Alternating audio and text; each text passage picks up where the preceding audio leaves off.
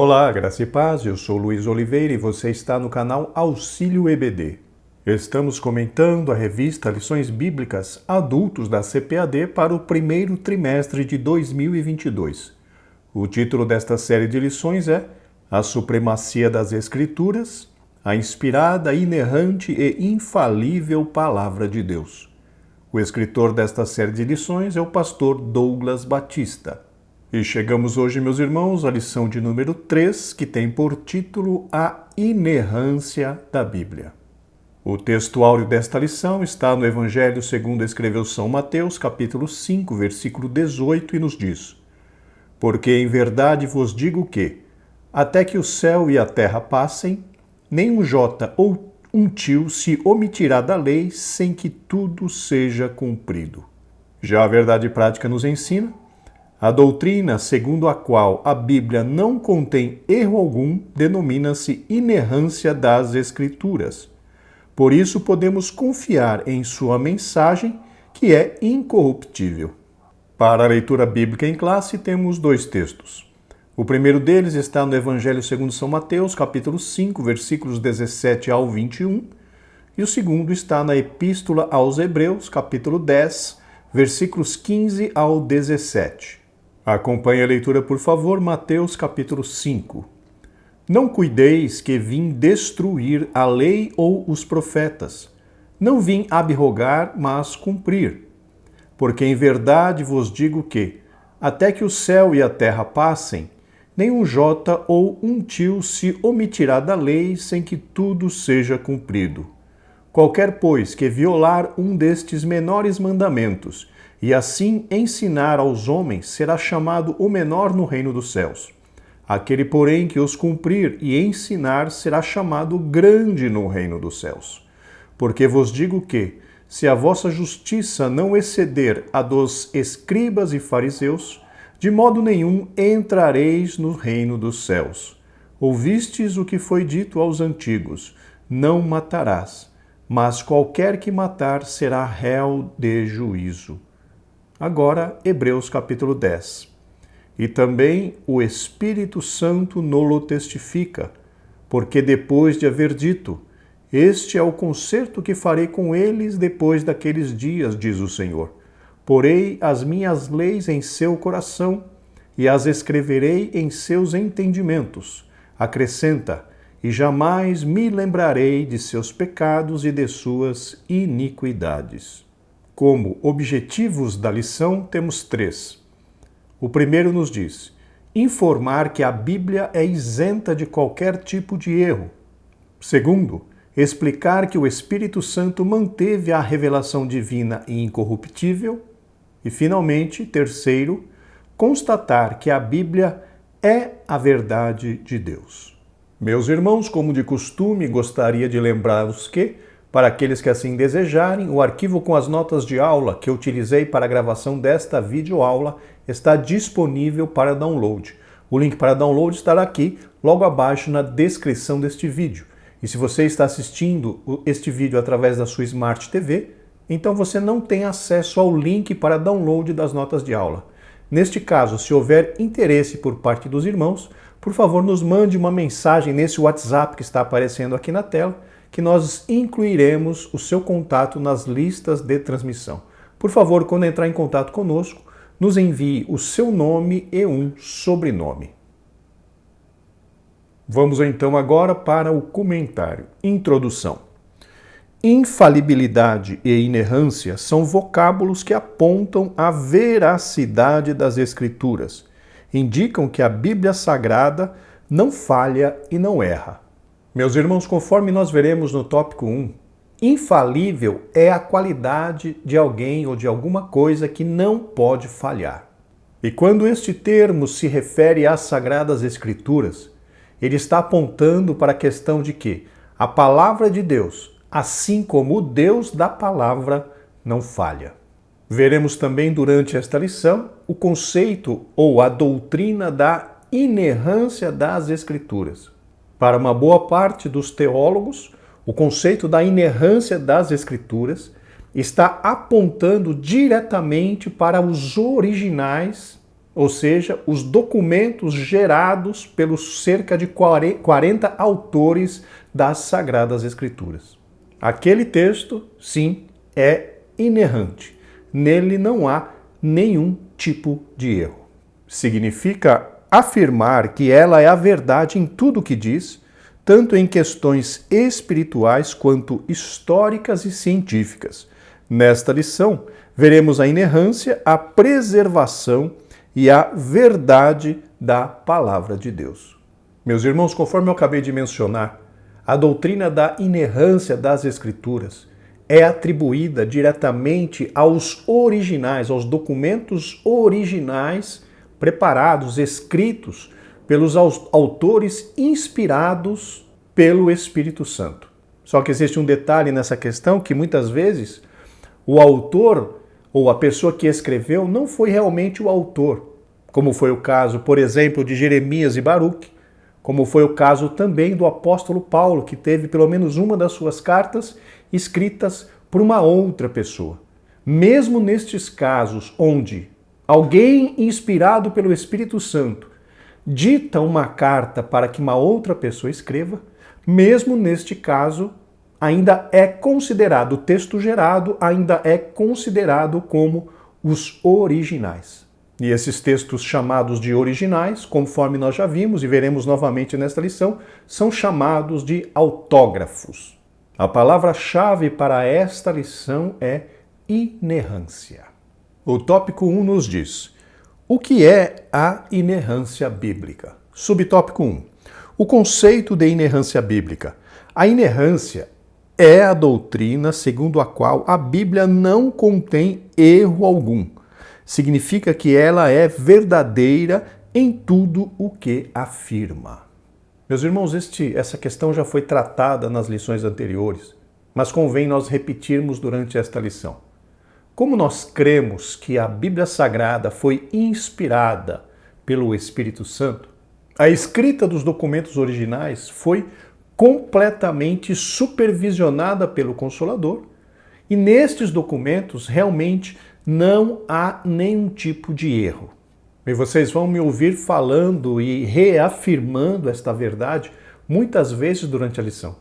Os irmãos precisam ficar com esta verdade bastante clara no seu entendimento, que a inerrância, apesar de que nós veremos um pouco mais para frente, os pastores da nossa igreja defendem, e na realidade eles falam e defendem que a inerrância da Bíblia se estende até as cópias do texto bíblico. Nós entendemos, até pela teologia, pelos outros livros, que não é bem dessa forma. Mas nós trataremos isso no decorrer desta lição. Mas que já no início dessa lição fique claro para os irmãos que o conceito da inerrância se aplica diretamente aos originais do texto bíblico. Deste modo, a Escritura é isenta de erros nos aspectos doutrinários, espirituais, históricos, culturais, científicos e em todos os demais temas. Aqui, meus irmãos, cabe citar novamente o que nós citamos na lição anterior a respeito da confirmação que a arqueologia nos traz no que diz respeito à verdade, à veracidade das informações que nós encontramos no texto bíblico.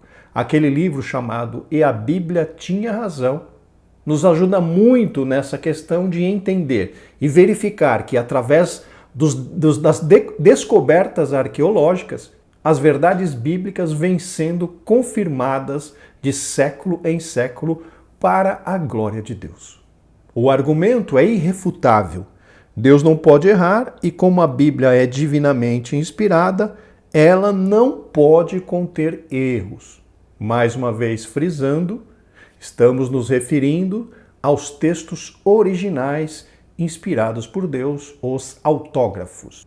Assim sendo, a inerrância, a infalibilidade e a inspiração estão entrelaçadas. Vejam aqui, meus irmãos, que o comentarista faz-nos uma relação entre as três características da palavra de Deus. A sua inspiração pelo Espírito Santo, e se ela é inspirada, nela não contém erros. E somado a isso, existe ainda a ação do Deus onipotente, onipresente e onisciente, que está dando sustentação a essa palavra que é dele, palavra de Deus, conforme ele disse ali ao profeta Jeremias, que ele vela pela sua palavra para a cumprir. Inclusive, meus irmãos, vamos fazer a releitura de Mateus capítulo 5, versículo 18, agora na nova versão transformadora. Eu lhes digo a verdade, enquanto o céu e a terra existirem, nem a menor letra ou o menor traço da lei desaparecerá até que todas as coisas se cumpram. Vejam, queridos irmãos, aqui o Senhor Jesus Cristo dizendo, afirmando que tudo aquilo que está escrito na palavra de Deus há de se cumprir. E tomando o gancho do versículo que eu comentei há pouco ali em relação a Jeremias, o versículo de Jeremias, Deus tem especial apreço em fazer com que a sua palavra se cumpra. O livro do profeta Isaías nos revela uma grande promessa de Deus. Isaías 43:13 nos diz: ainda antes que houvesse dia, eu sou, Deus falando. E ninguém há que possa fazer escapar das minhas mãos. Operando eu, quem impedirá? Queridos, o próprio Deus Todo-Poderoso se responsabiliza para que a sua palavra se cumpra nesta terra, pois Ele é o soberano, Ele é o Deus Todo-Poderoso. Nesse sentido, nossa declaração de fé professa que a Bíblia é a nossa única fonte de autoridade, a inerrante, infalível, completa e inspirada palavra de Deus, conforme nós já fizemos a leitura na lição passada. Na nossa declaração de fé nos diz assim: a Bíblia é a nossa única regra de fé e prática, a inerrante, completa e infalível palavra de Deus. Aí cita também a declaração de fé, segue citando um versículo. A lei do Senhor é perfeita, ali em Salmos 119, verso 7. É a palavra de Deus que não pode ser anulada. E cita ainda, e a Escritura não pode falhar. Ali de João, capítulo 10, versículo 35, na Almeida Revista e Atualizada.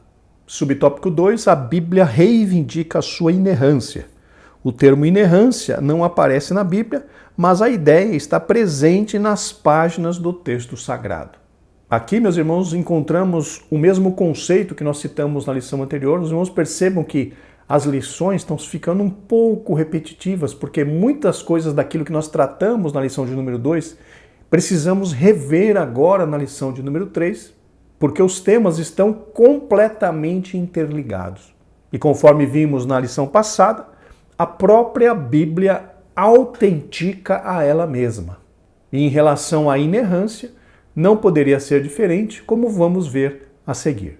No livro de Provérbios está escrito que toda a palavra de Deus é pura, ali em Provérbios 30, versículo 5. O salmista afirma que a palavra do Senhor é provada, ali no Salmos 18, verso 30. Samuel assegura que o caminho de Deus é perfeito e a palavra do Senhor refinada, ali no segundo livro de Samuel, capítulo 22, versículo 31. Então vejam, meus irmãos, que a própria Bíblia está testificando, está atestando a respeito da sua inerrância. Pois nestes 3 textos, a Bíblia autentica que ela é pura, ela é provada e ela é refinada. Louvado seja o nome do Senhor para sempre. Cristo atestou a inerrância ao afirmar que nem um jota ou um tio se omitirá da lei, conforme nós já lemos, Mateus 5:18. O Senhor igualmente ratificou que a Escritura não pode ser anulada e que a palavra é a verdade. Aqui, meus irmãos, mais uma vez, mais uma demonstração da autenticação da própria Bíblia a respeito da sua inerrância. E nesses casos em particular, é muito importante nós levarmos em consideração que essa inerrância está sendo usada ou está sendo, vamos dizer assim, enfatizada no sentido de que tudo aquilo que está registrado nas Escrituras, as profecias, as ordenanças, os juízos de Deus, tudo isso se cumprirá na sua íntegra.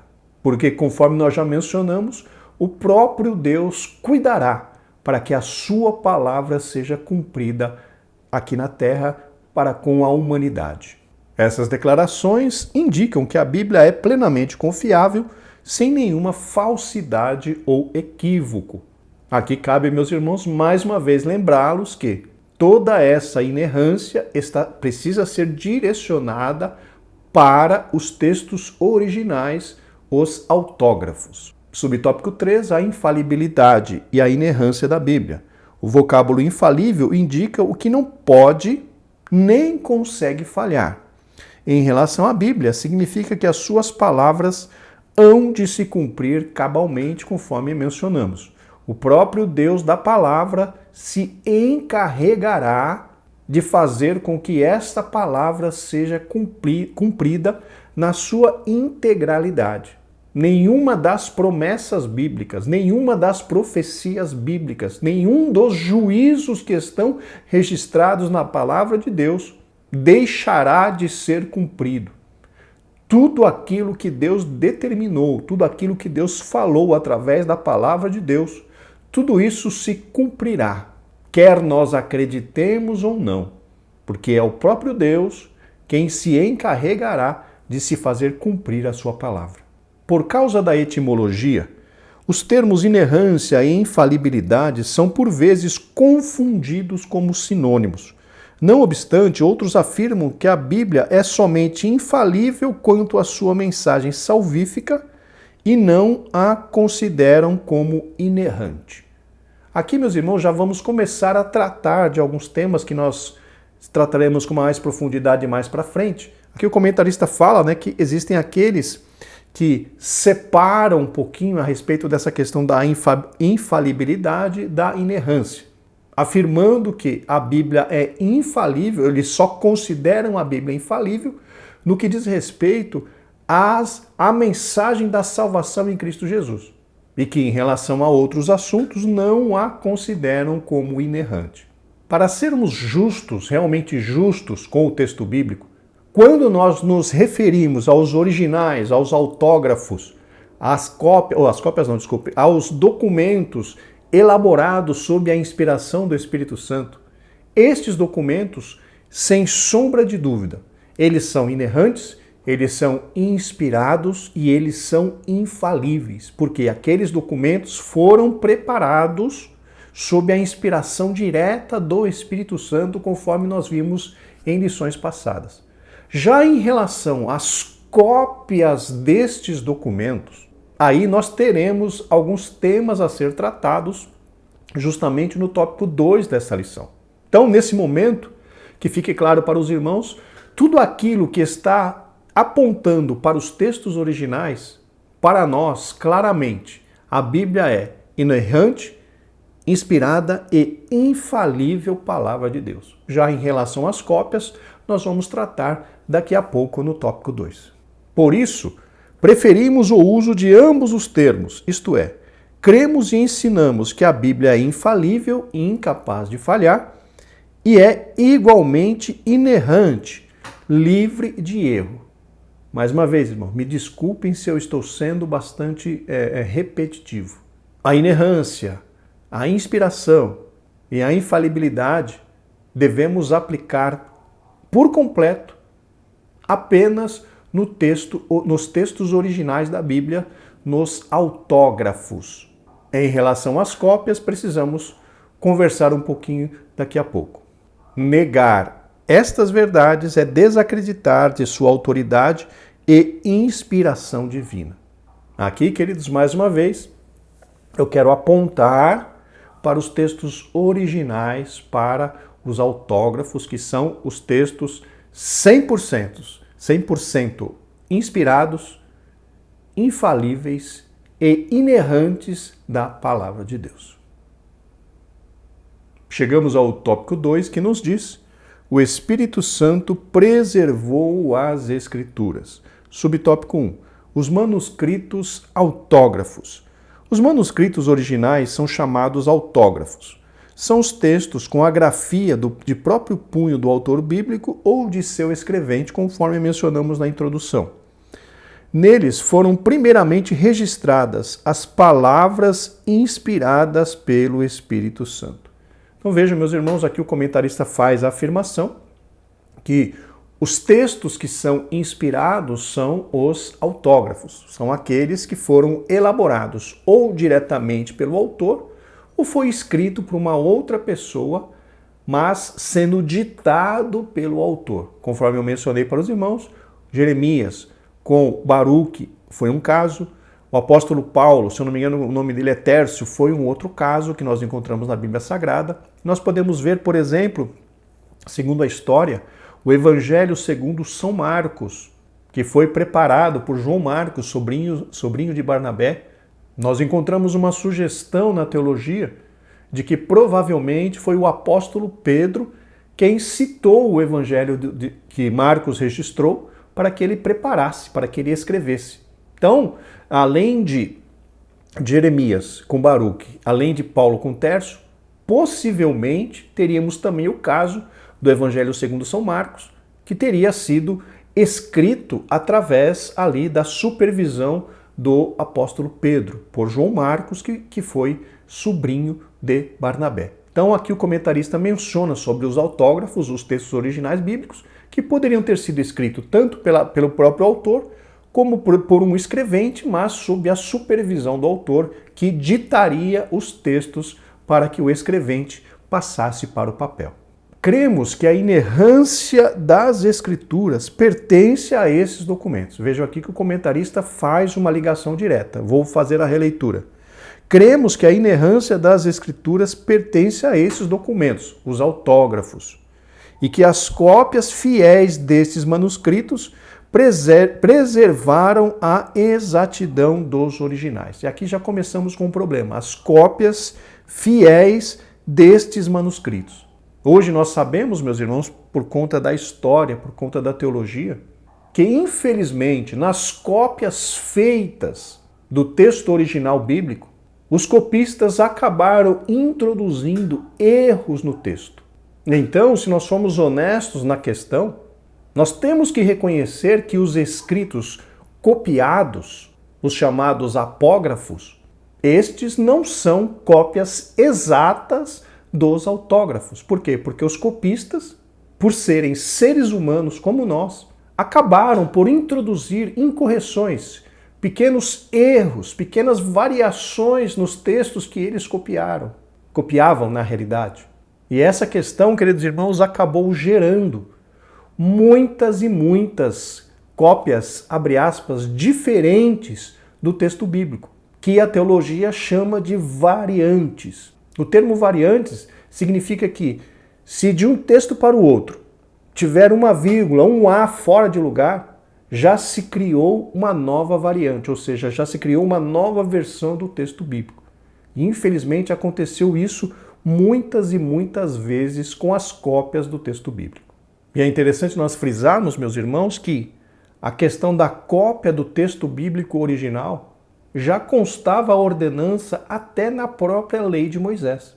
A própria lei de Moisés ordenava que se fizessem cópias do texto bíblico para que algumas pessoas, principalmente as pessoas na liderança da nação, os reis, precisariam ter uma cópia da lei junto consigo para poder ler todos os dias. Vamos ver o que está ali em Deuteronômio, capítulo 17, versículos 17 ao 19, na Nova Versão Transformadora.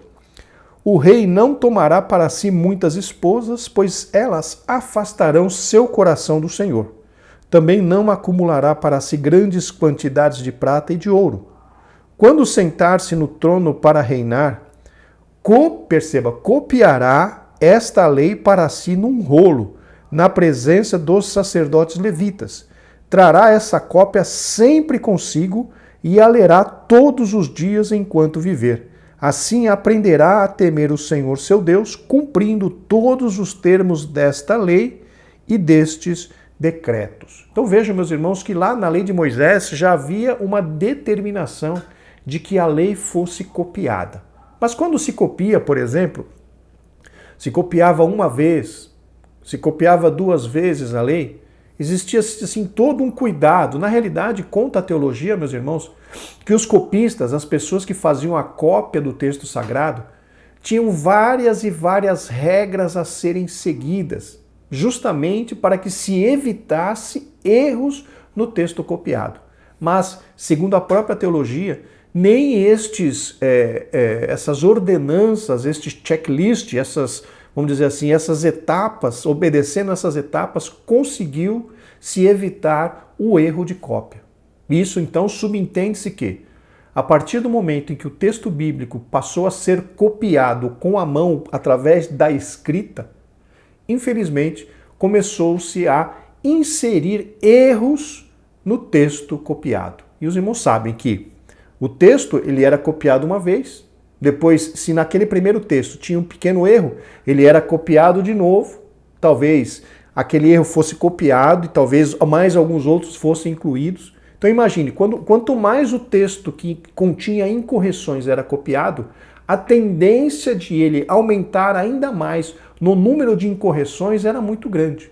Daí nós vemos na literatura a grande quantidade de variantes do texto bíblico.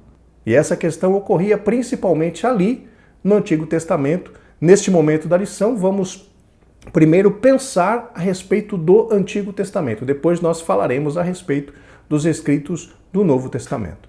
E um outro ponto importante a ser afirmado, queridos irmãos, é que nós não temos mais os autógrafos, os textos originais da Bíblia, nós não temos mais em nosso poder. Hoje nós só temos as cópias. Hoje nós só temos os apógrafos, não temos mais os autógrafos. O Espírito Santo providencialmente manteve a revelação divina incorruptível. Fora dessa compreensão, a Bíblia não seria fonte de autoridade. Agora aqui, meus irmãos, nós esbarramos num problema. A história nos afirma claramente que as cópias que foram feitas do texto sagrado, elas, infelizmente, acabavam sendo, o resultado dessas cópias acabava tendo pequenos erros de grafia. E esses erros foram aumentando de acordo com que as cópias eram recopiadas. Cópia de cópia, cópia de cópia, cópia de cópia. E aqui o comentarista afirma, que o Espírito Santo providencialmente manteve a revelação divina incorruptível. Eu creio que houve realmente a ação do Espírito Santo para manter a palavra de Deus incorruptível, mas não no sentido dos mínimos detalhes, mas sim na manutenção da sua mensagem de salvação em Cristo Jesus. Então a minha posição aqui já começa a divergir um pouco em relação à posição do comentarista. A história, meus irmãos, nos fala claramente a respeito dessas muitas variantes do texto bíblico. A teologia também é muito clara em nos mostrar essas grandes diferenças de versões. Eu realmente não sei o porquê que os nossos pastores, pastor Helenay Cabral, essa semana eu vi um vídeo do pastor Ciro Zibordi, e o pastor Ciro Zibordi, no vídeo dele que trata justamente dessa lição 3, ele diz que nós temos que acreditar, que nós temos que aceitar essa questão das inerrâncias, da inerrância, inclusive dos apógrafos, nós temos que aceitar pela fé. Desculpem, meus irmãos, mas eu tenho muita fé, graças a Deus. Eu creio nas Escrituras. Mas nós ignorarmos o que diz a história e queremos dizer para o povo, você tem que acreditar na inerrância da Bíblia pela fé. Eu acho que não é bem assim. Então, por isso, nós estamos apresentando aos irmãos uma visão do que a teologia, uma visão do que a história nos apresenta. Os irmãos menos informados até poderiam ser tentados a acreditar, não, a Bíblia que eu tenho hoje, a Bíblia que eu tenho em mãos aqui, ela não tem erro nenhum. Ela é inerrante, ela não tem erro nenhum. Infelizmente, meus irmãos, a Bíblia que nós temos contém erros de língua portuguesa. Apresentam, por exemplo, uma tradução com um termo, muitas vezes, que não é o melhor para explicar o texto ali do grego, do hebraico ou do aramaico. Então nós temos uma Bíblia que, infelizmente, ela contém pequenos erros.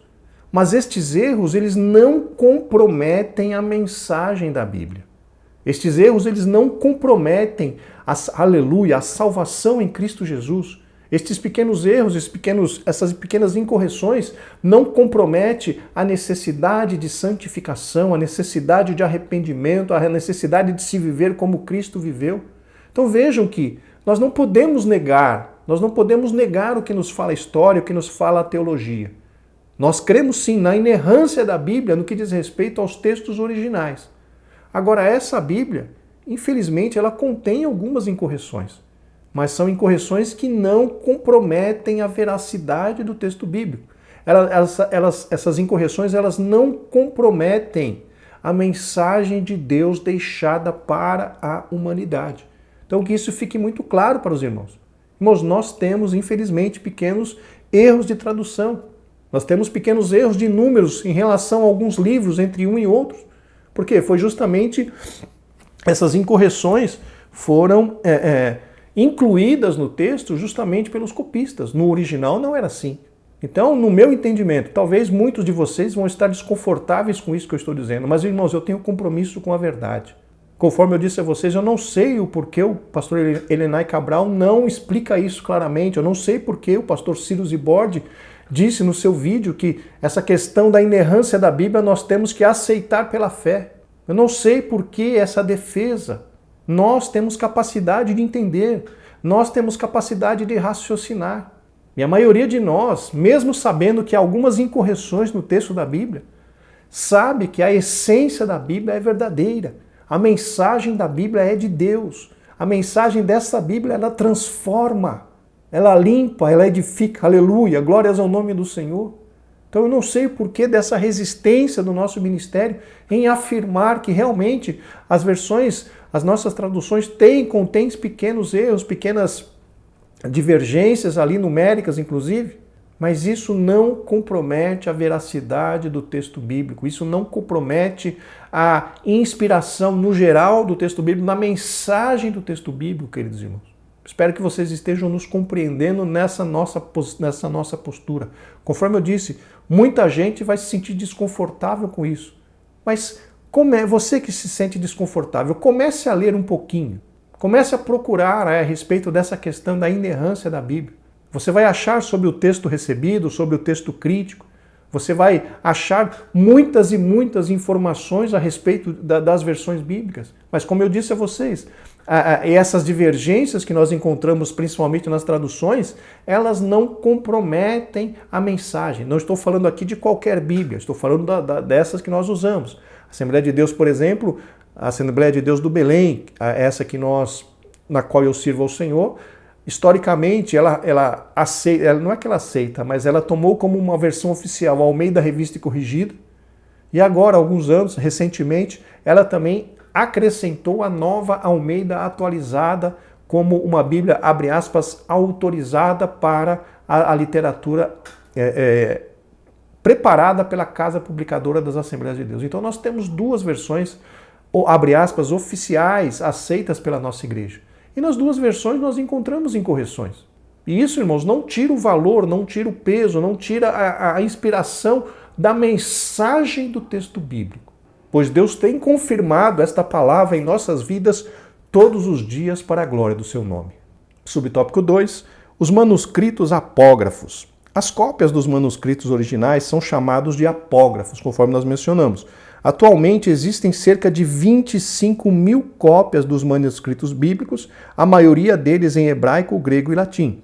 Os escribas judeus transcreveram os originais do Antigo Testamento com precisão milimétrica. Aqui, meus irmãos, é uma defesa, conforme eu já mencionei, uma defesa do pastor Elenay Cabral dizendo que as cópias são cópias fiéis, mas nós sabemos que não são fiéis. Erros foram introduzidos nos textos copiados, mesmo que eles tivessem todas aquelas regras a serem obedecidas. Infelizmente, erros foram inseridos nas cópias dos textos bíblicos. É uma realidade, é uma realidade. Então ele disse aqui que as cópias, os judeus transcreveram os originais do Antigo Testamento com precisão milimétrica. Nem todos. Imagina, 25 mil cópias. Essas cópias que tem aqui, muitas delas são variantes, ou seja, textos que são um pouquinho diferentes dos outros, justamente diferenças resultantes do que? Das cópias. O copista inseriu diferenças naquele texto que ele escreveu em relação ao que ele estava copiando, por exemplo. Daí então surgiram essas grandes, eles chamam de variantes, né? Grande quantidade de cópias com pequenas diferenças no texto que está contido nelas. E as inúmeras cópias dos manuscritos do Novo Testamento também afiançam a credibilidade destes escritos. Meus irmãos, aqui é importante nós pensarmos e até discutirmos em relação a isso. O pastor Antônio Gilberto, nesse livro da Escola Dominical,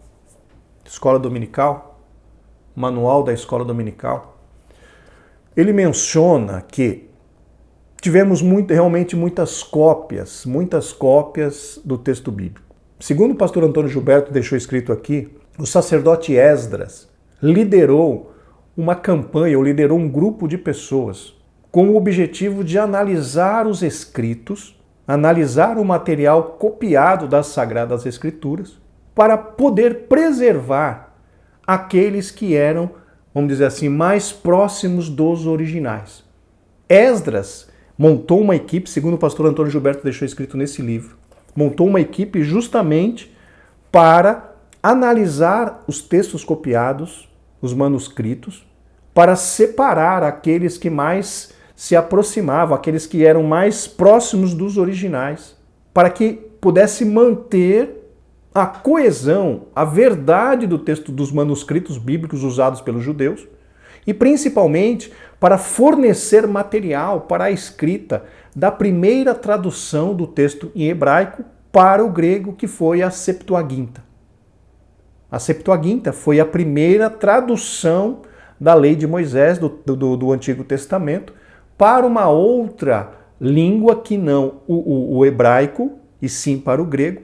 E foi, segundo Antônio Gilberto, o sacerdote Esdras, junto com uma comissão, que separou os manuscritos mais próximos dos originais para que pudessem ser escritos, para que essa versão da Bíblia do Antigo Testamento no grego pudesse ser escrita ali em Alexandria. Então daí nós vemos, por palavras do próprio Antônio Gilberto nesse livro, ele afirmando e confirmando a existência de várias e várias cópias, e muitas delas já tinham se desviado bastante dos textos originais da Bíblia Sagrada. Então foi preciso que Esdras montasse essa equipe e realmente analisasse os textos para que fossem escolhidos os que mais se aproximavam dos originais ali da Bíblia Sagrada, os chamados autógrafos. Um outro ponto importante a ser mencionado, meus irmãos, o ministério de Esdras foi justamente no final ali do cativeiro em Babilônia. Ele voltou para Jerusalém, os irmãos se lembram disso. Esdras voltou para Jerusalém para ensinar a palavra de Deus para aquele povo que tinha voltado da Babilônia. Esdras foi para Jerusalém justamente para ensinar a palavra de Deus para aquele povo. Ou seja, já no final do cativeiro de Israel na Babilônia. Um ponto importante a ser mencionado, conforme eu já disse.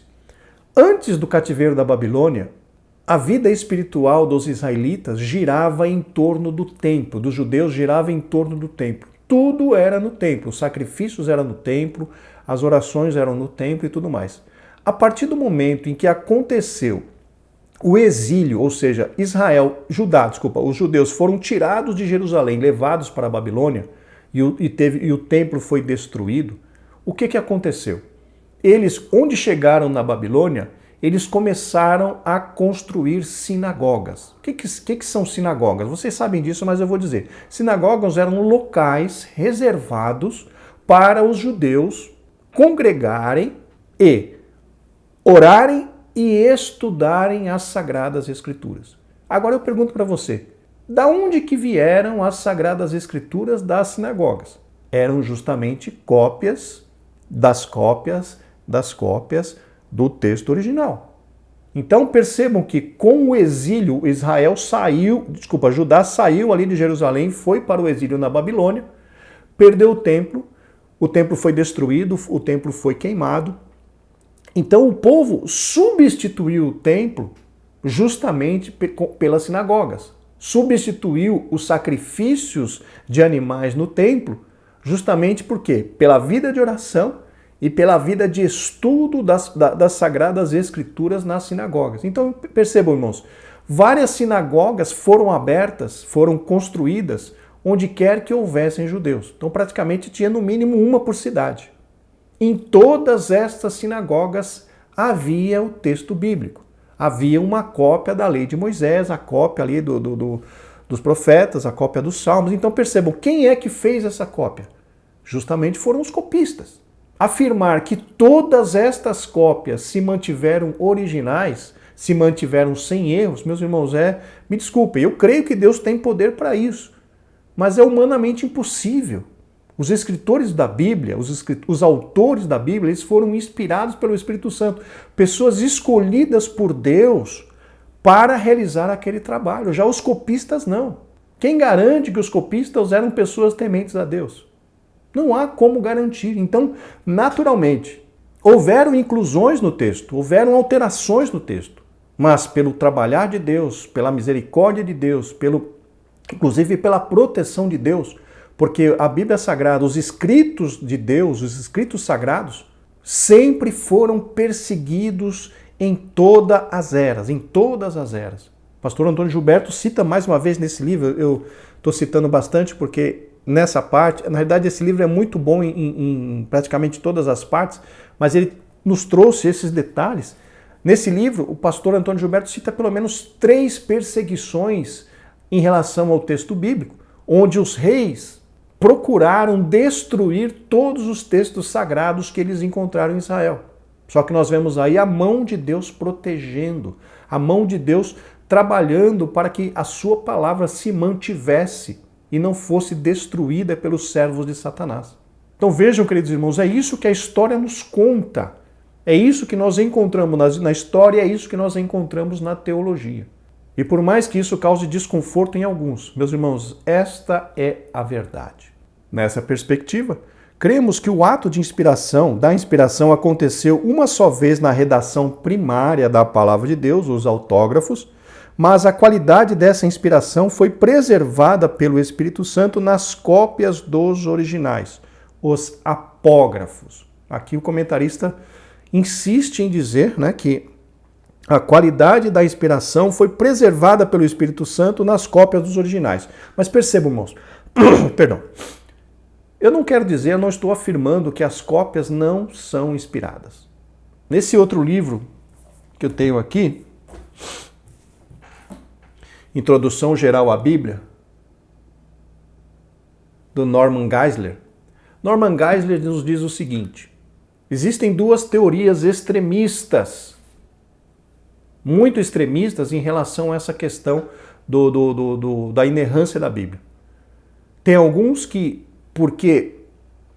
por conta destes erros que foram inseridos pelos copistas, decidiram por não crer na inerrância da Bíblia nem na inspiração dos textos escritos.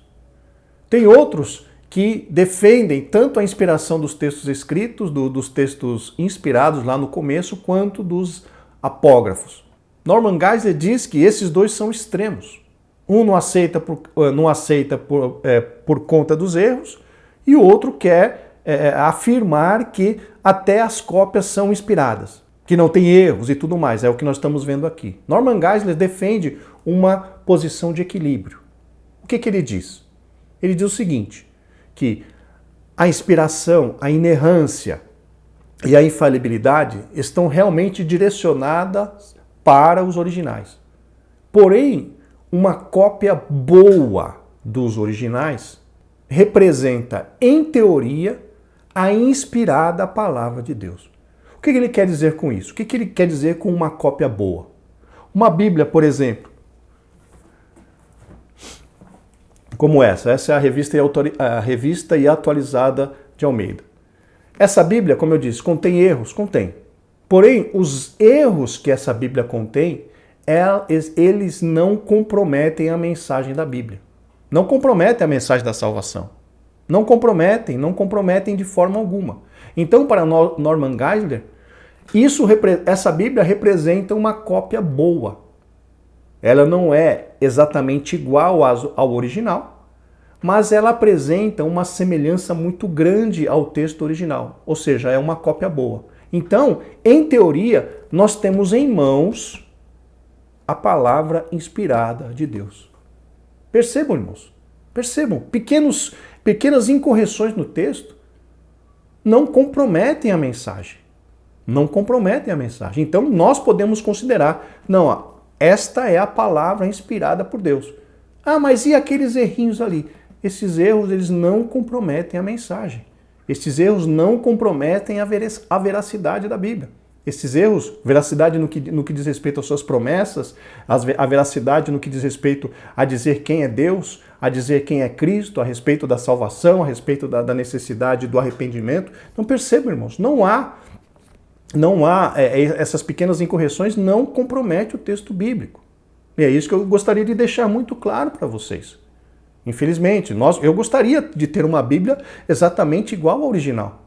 Claro que sim, que maravilha seria. Mas por que então Deus não, já que Deus protegeu o texto bíblico durante todos estes milênios, por que Ele não permitiu que ficasse uma cópia do original, realmente aquele sem erro? Os teólogos dizem que Deus não permitiu, existem várias teorias na realidade, mas uma muito forte, inclusive defendida até pelo pastor Antônio Gilberto, é que nós, como seres humanos, somos muito tendenciosos a adorar objetos. E se nós tivéssemos uma cópia original da Bíblia, dos textos autógrafos, provavelmente seria objeto de adoração por muitas e muitas pessoas. Deus decidiu que não. Deus decidiu que não haveria, que os autógrafos iriam se perder. Porém, nós ficamos com os apógrafos, as cópias. E hoje temos condição, meus irmãos, de ter uma Bíblia com mais de 90% de semelhança aos textos originais. Mas, se não me engano, alguns falam de 95% de semelhança em relação ao texto original. Isso significa que a mensagem não foi deturpada, isso significa que a mensagem não foi modificada. Pequenos detalhes, sim, verdade, pequenos detalhes, pequenas incorreções, mas isso não compromete a totalidade da mensagem contida neste livro sagrado. Então, em teoria, esta é esta é a inspirada palavra de Deus. Por favor, não peguem uma Bíblia da Testemunha de Jeová, a tradução Novo Mundo, porque aquela Bíblia é totalmente fora, deturpada em relação à verdade bíblica. Os Testemunhos de Jeová montaram, prepararam uma Bíblia para eles justamente para corroborar, para confirmar as suas interpretações em relação ao texto bíblico. Então, a tradução Novo Mundo não pode ser considerada como palavra de Deus. Mas essa que nós usamos, Nova Versão Atualizada, Almeida Revista Corrigida, Almeida Revista Atualizada, Nova Almeida Atualizada, Nova Versão Internacional. Inclusive existe aí vamos dizer assim, uma desavença entre algumas partes dos teólogos que defendem em relação existem uns textos originais, que seria o texto recebido, o receptus, e teria um outro texto, que também seria, vamos dizer assim, os originais, uma outra linha, uma outra variante de originais, que seria o texto crítico. Então nós temos o texto recebido e o texto crítico como línguas em que a maioria das nossas Bíblias, as traduções foram feitas. Ou foram feitas basicamente em cima do texto recebido, ou foram feitas em cima do texto crítico. Existe meio que uma desavença, uma briga aí entre algumas linhas teológicas que defende, não, o texto crítico ele não é muito usado porque somente 5% dos manuscritos encontrados estão no texto crítico. Mais de 90% dos manuscritos estão no formato, vamos dizer assim, estão parecidos com o texto recebido. Então o recebido é mais inspirado, o texto crítico não. Então existe uma briga, vamos dizer assim, uma desavença aí entre qual que é a Bíblia mais correta. Alguns defendem que a Almeida Corrigida Fiel. Tem uma grande parcela aí dos evangélicos, principalmente dos tradicionais, que defendem a Almeida Corrigida ACF, Almeida Corrigida Fiel. Essa como sendo a Bíblia mais próxima do original. Mas, irmãos, na prática, isso não faz tanta diferença para nós. A mensagem de uma versão para outra não muda muito. Se você é um estudioso, se você é um teólogo que vai lá no original, que vai lá realmente nas entrelinhas da Bíblia para tentar entender o significado daquela palavra no seu contexto, tudo bem. Aí você pode brigar por versão, ficar discutindo com o outro, mas a Receptus é melhor, não, a crítica, o texto crítico é melhor. Mas essas coisas são para essas pessoas que têm muito tempo, que têm mais tempo para ficar olhando para esses detalhes.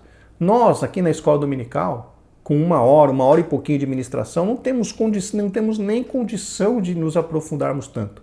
O certo é, queridos irmãos, podemos ficar tranquilos. A versão bíblica que nós temos em mãos, Almeida Revista Corrigida, a nova Almeida Atualizada, a nova versão transformadora, a nova versão internacional, essas bíblias podem ser tranquilamente consideradas como inspiradas, como sendo a inspirada palavra de Deus. As mudanças de versão não nos trazem problemas. Por quê? Porque a mensagem da Bíblia, ela permaneceu. A mensagem de salvação, a mensagem da necessidade de arrependimento, santificação, está clara em todas estas Bíblias. Então, fiquemos à vontade. Quer escolher a nova Almeida Atualizada? Amém. Quer usar a Almeida Revista Corrigida? Amém. Não tem problema nenhum. Então, para nós, os leigos, as pessoas que não são estudiosos da Bíblia, teoricamente não teríamos dificuldade em escolher versões. Por quê? Porque, em tese, temos em mãos a inspirada palavra de Deus.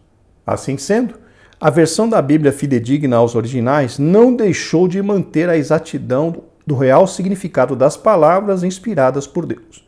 Então, meus irmãos, voltando a afirmar, não temos uma versão hoje totalmente igual aos textos originais. Sempre existe algumas diferenças em relação ao original. Mas conforme eu mencionei, Norman Geisler, neste livro, Introdução Geral à Bíblia, afirma que as cópias boas, elas são, em tese, a inspirada palavra de Deus. E nós concordamos plenamente com isso. As pequenas incorreções no texto bíblico não tira a sua autoridade. Subtópico 3, os apócrifos e os pseudoepígrafos. Nossa declaração de fé assegura que os manuscritos apócrifos, os escondidos, tais como Tobias, Judite, Macabeus, Baruque e outros, apresentam erros, anacronismos, doutrinas falsas e práticas divergentes das Escrituras, a exemplo da oração pelos mortos. Os pseudoepígrafos, os falsos escritos, dentre eles a Assunção de Moisés e o Apocalipse de Pedro, foram produzidos por autores anônimos e espúrios, que atribuíram indevidamente sua autoria a profetas e apóstolos. Aqui, meus irmãos, nós estamos tratando de livros que ficaram fora do cânon do Novo Testamento, justamente por não serem considerados como livros inspirados. A regra básica, ou a principal regra para um livro fazer parte do cânon das Escrituras é, em primeiro lugar, ser considerado inspirado. E nenhum desses livros citados foi reconhecido pelas pessoas que participaram do cânon como sendo inspirados, e por essa questão eles foram deixados de lado, não foram incluídos no cânon da Bíblia protestante. Hoje no cânon bíblico, nós temos 66 livros no total, sendo 39 livros no Antigo Testamento e 27 livros no Novo Testamento, então totalizando 66 livros. Este é o cânon protestante que nós, assembleanos, aceitamos plenamente como sendo a verdadeira, a inspirada palavra de Deus, é a infalível palavra de Deus para as nossas vidas. Na Bíblia dos judeus, atestada por Jesus como a lei, profetas e escritos, não faziam parte os livros apócrifos, nem os pseudoepígrafos. Por essa razão, eles não integram o cânon bíblico protestante. Na realidade, meus irmãos, o pastor Antônio Gilberto cita que a Bíblia usada pelo Senhor Jesus Cristo foi a Septuaginta. A Bíblia, ou seja, o texto bíblico escrito no grego. Veja que interessante. O próprio Senhor Jesus Cristo usava uma Bíblia copiada, uma Bíblia traduzida, e segundo Antônio Gilberto, usava uma Bíblia traduzida do hebraico para o grego. Vejam que coisa interessante. Vejam que coisa interessante. E realmente nesta Bíblia não faziam parte os chamados apócrifos. Desta forma, não reconhecemos a autoridade desses livros por não serem inspirados pelo Espírito Santo, como nós mencionamos há pouco. Chegamos agora ao tópico 3, a verdade nas Escrituras. Subtópico 1. A Bíblia é a verdade plena. O termo verdade do hebraico emeth significa que é confiável e correto. O vocábulo grego aletheia tem o sentido de real e fidedigno. Nas Escrituras, corresponde à realidade exata dos fatos em concordância com o pensamento de Deus. Aqui, meus irmãos, é importante nós lembrarmos o que falamos há pouco. A questão da inerrância, inspiração e infalibilidade da Bíblia está relacionada diretamente aos textos originais. Mas como eu mencionei para os irmãos, nas cópias acabaram sendo introduzidas pequenas incorreções. Porém, essas incorreções, depois que foram analisados e separados as variantes, né, que se distanciaram muito do texto, depois que foram separadas e foram aglutinadas, foram escolhidas as melhores versões, essas diferenças encontradas no texto bíblico, elas não comprometem a mensagem, elas não comprometem a verdade, a veracidade da mensagem. Isso significa, meus irmãos, que mesmo essa Bíblia que nós temos, que é uma tradução, as verdades contidas nelas não estão comprometidas, são realmente verdades, pois as pequenas incorreções não afetaram as verdades fundamentais da palavra de Deus. A Bíblia ensina que Deus é a verdade e a sua palavra também é a verdade. Na realidade, o Senhor Jesus Cristo se apresentou como verdade. Eu sou o caminho, a verdade e a vida, ninguém vem ao Pai senão por mim. O Senhor Jesus Cristo falando.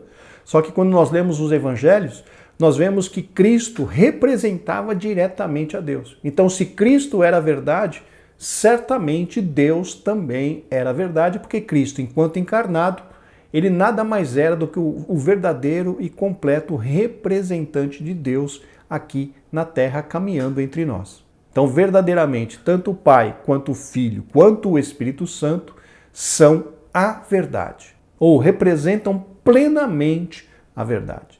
O escritor aos Hebreus declara que é impossível que Deus minta. Paulo ratifica que Deus não pode mentir. Aqui, meus irmãos, mais uma vez, aquele conceito que eu mencionei no início da aula, do que diz respeito à Bíblia autentica a si própria. A Bíblia afirmando que Deus não pode mentir e também afirmando de que é impossível que Deus minta. Nós sabemos, meus irmãos, por própria declaração do Senhor Jesus Cristo, que em Deus não há nenhuma falsidade, não há nenhuma mentira. O pai da mentira é o nosso inimigo, o inimigo das nossas almas, o diabo e Satanás. Mas em Deus, nós só encontramos a verdade. Na realidade, Deus é a verdade absoluta. Nele, na Trindade, é que nós encontramos a perfeita verdade, ou seja, a verdade por completo. Em vista disso, cremos que a palavra de Deus possui autoridade e deve ser obedecida acima de qualquer autoridade humana. Conforme nós mencionamos, se não me engano, na lição de número 1, meus irmãos, a autoridade e a supremacia das Escrituras, a autoridade da Bíblia sobre nós é justamente porque, além de ela ser a palavra de Deus deixada para nós, a revelação que Deus preparou de si mesmo para a humanidade, nós seremos julgados de acordo com esta palavra. E esse fato, por si só, já nos deixa muito claro a autoridade desta palavra sobre a nossa vida.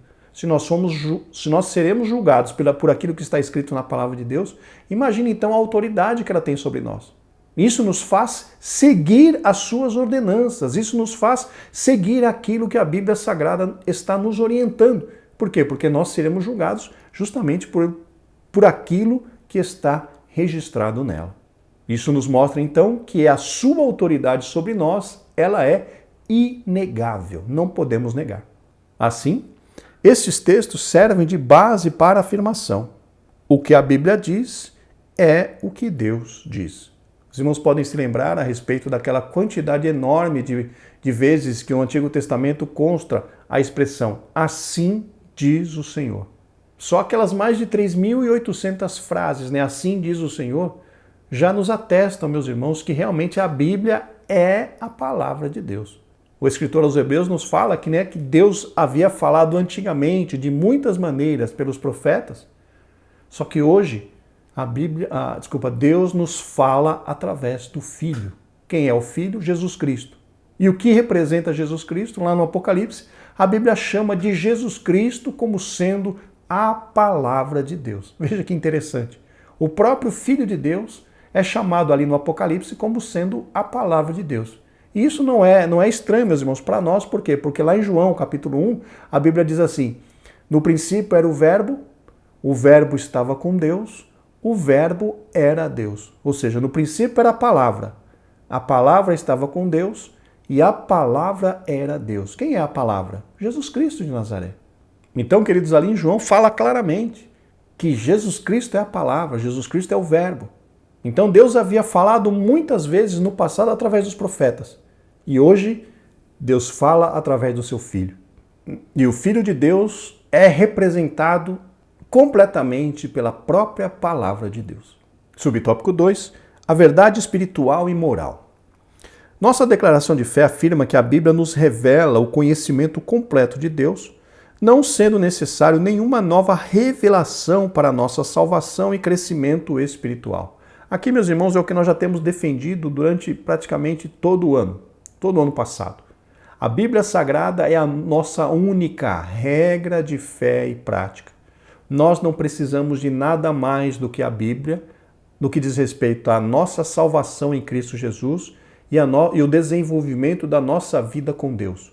Não precisamos de nada mais do que a Bíblia, por quê? Porque a Bíblia é-nos suficiente. Os textos que nós encontramos na Bíblia, eles são completos e nos orientam plenamente no que diz respeito, como eu já disse, à nossa salvação em Cristo Jesus e também a nossa vida, o desenvolvimento de uma vida de comunhão com o Deus Todo-Poderoso. Não precisamos de nada mais do que a Bíblia para termos salvação e termos também uma vida abundante de comunhão com o Senhor.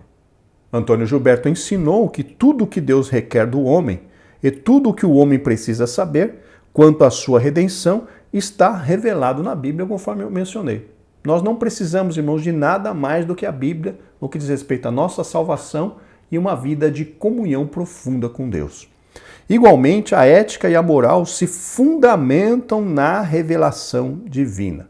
Meus irmãos, a ética e a moral está diretamente relacionada, ou estão diretamente relacionadas à vida que Cristo levou aqui na Terra enquanto encarnado. Quando falamos de ética e moral desassociado, ou seja, separado da vida de Cristo, isso se torna bastante subjetivo. Qual é um procedimento ético correto? Qual é um procedimento moral correto? Não se sabe quando dissociado de Cristo. Mas nós, como cristãos, nós devemos que ter em mente, queridos irmãos, que Cristo Jesus é o nosso exemplo em todas as coisas. Você quer um exemplo de oração? Em Cristo Jesus você acha. Você quer um exemplo de vida com Deus? Na vida do Senhor Jesus Cristo você acha. Você quer um exemplo de uma vida moral? Na vida do Senhor Jesus Cristo você acha esse exemplo. Você quer um exemplo de vida ética? Na vida do Senhor Jesus Cristo você acha esse exemplo de vida ética.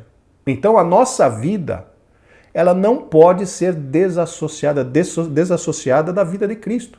Cristo precisa ser o nosso exemplo em tudo. Agora, como é que nós conhecemos a Cristo? Como é que nós conhecemos o que Cristo fez? Como é que nós conhecemos o que Cristo falou? Como é que nós conhecemos como é que o Senhor Jesus Cristo agiu?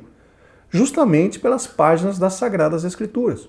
Os evangelhos nos mostram, nos apresentam a vida do Filho de Deus. Não apenas a vida, mas o ministério do Filho de Deus enquanto encarnado.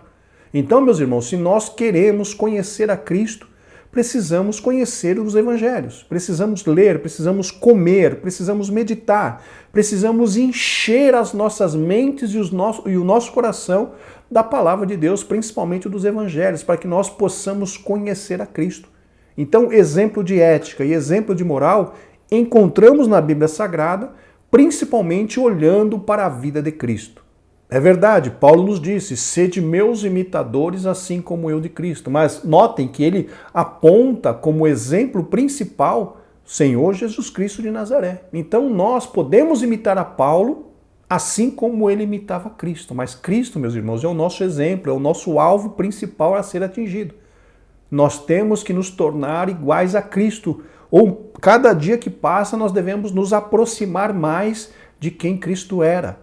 Cada dia que passa nós temos que tentar, lutar, nos esforçarmos para nos parecer mais e mais com o Senhor Jesus Cristo. Então daí vem essa questão do padrão tanto de ética quanto de moral, que é justamente olharmos para a vida do Senhor Jesus Cristo. Os padrões bíblicos para o nosso viver não podem sofrer mudanças. Essas mudanças, meus irmãos, seriam mudanças para pior. Nós devemos mudar sim, para melhor. Cada dia nos parecermos mais com Cristo. Paulo mesmo disse que ainda na sua época ele não havia alcançado ainda a perfeição. Mas uma coisa ele fazia, e era que deixava as coisas que para trás ficavam e prosseguia para o alvo. O alvo de Paulo, queridos irmãos, era Cristo. Isso significa que nós temos que modificar as nossas vidas todos os dias, deixando tudo aquilo que nos afasta do Senhor e agregando nas nossas vidas as práticas que nos fazem mais e mais parecidos com Cristo. Então nós precisamos mudar. O comentarista diz aqui que os padrões bíblicos para o nosso viver não podem sofrer mudanças. Os padrões bíblicos são justamente o padrão de vida de Cristo. E nós temos que nos mudar, nos moldar a estes padrões. Paulo escreve aos Romanos que nós não devemos nos conformar com este mundo, ou seja, tomar a forma do mundo, mas que nós devemos ser transformados através do quê? Da renovação do nosso entendimento. Para que depois que o nosso entendimento for renovado, nós possamos conhecer a boa, agradável e perfeita vontade de Deus. Então, queridos, o padrão bíblico não muda, que é Jesus Cristo, mas nós precisamos mudar todos os dias. Nós precisamos nos permitir sermos mudados pelo Espírito Santo, aquele que vivifica a palavra nas nossas vidas e tem poder para nos tornar melhores dia após dia. A jornada do justo, como diz a palavra de Deus, é como a luz da aurora, que brilha mais e mais até se tornar dia perfeito. Queridos, nós estamos no caminho de nos tornarmos o dia perfeito. Nós estamos no caminho de nos tornarmos como Cristo Jesus foi nesta terra, o nosso alvo a ser atingido.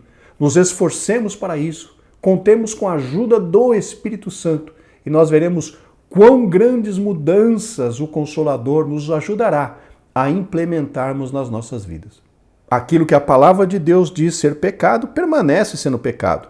Por isso, os valores cristãos são permanentes, pois a fonte de autoridade é permanente. Aqui, mais uma vez, apontando para Cristo como nosso exemplo. Tudo que é apontado na Bíblia Sagrada como pecado, continua sendo pecado, porque na Bíblia nós não podemos relativizar os conceitos, não podemos relativizar as ordenanças. Nós precisamos crer na palavra de Deus e obedecê-la. A nós não cabe julgar. A nós cabe crer na palavra e obedecê-la. Por quê? Ela é a autoridade que Deus exerce sobre as nossas vidas. Assim enfatizamos que a Bíblia é inerrante verdade, tanto espiritual quanto moral. Aqui, meus irmãos, o comentarista não está se atendo aos detalhes, mas ele está se atendo à mensagem. A mensagem da Bíblia Sagrada ainda continua inerrante.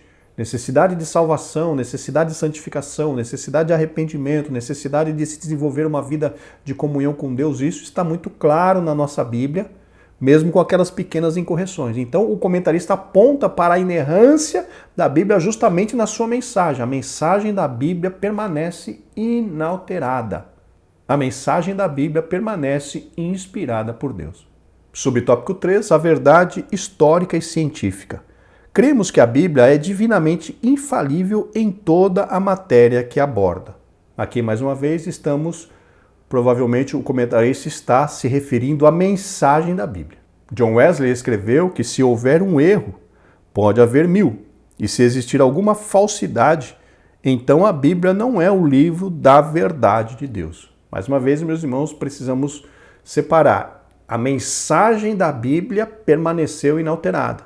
Os pequenos detalhes não comprometeram a verdade, a mensagem contida na Bíblia Sagrada. Então nós ainda podemos considerá-la como a inspirada e poderosa palavra de Deus. E por que não dizer inerrante na sua mensagem? A mensagem de Deus, a mensagem da Bíblia não foi alterada por conta das incorreções. Então a sua mensagem permanece inerrante. Por conseguinte, a Escritura não se equivoca quando descreve a criação, os eventos da história e os fenômenos da ciência. Significa que Deus guiou os autores bíblicos e os preservou do registro de inverdades de qualquer natureza. Então, a Bíblia, meus irmãos, é até uma grande fonte de verdades arqueológicas, conforme eu mencionei.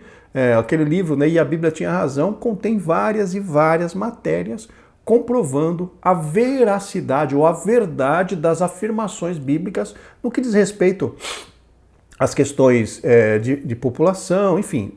Muitas e muitas verdades bíblicas foram confirmadas através da arqueologia. A Bíblia é a verdade de Deus para nós. Assim sendo, endossamos que a Bíblia Sagrada é a verdade inspirada por Deus, inerrante em sua totalidade, isenta de toda falsidade, fraude ou engano.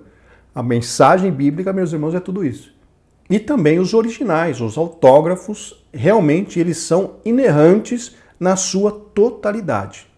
O texto bíblico que temos em mãos, infelizmente, contém algumas incorreções que não comprometem a veracidade e a inspiração desta palavra e por isso continua sendo por nós considerada, obedecida, lida e vivida como sendo a verdadeira palavra de Deus.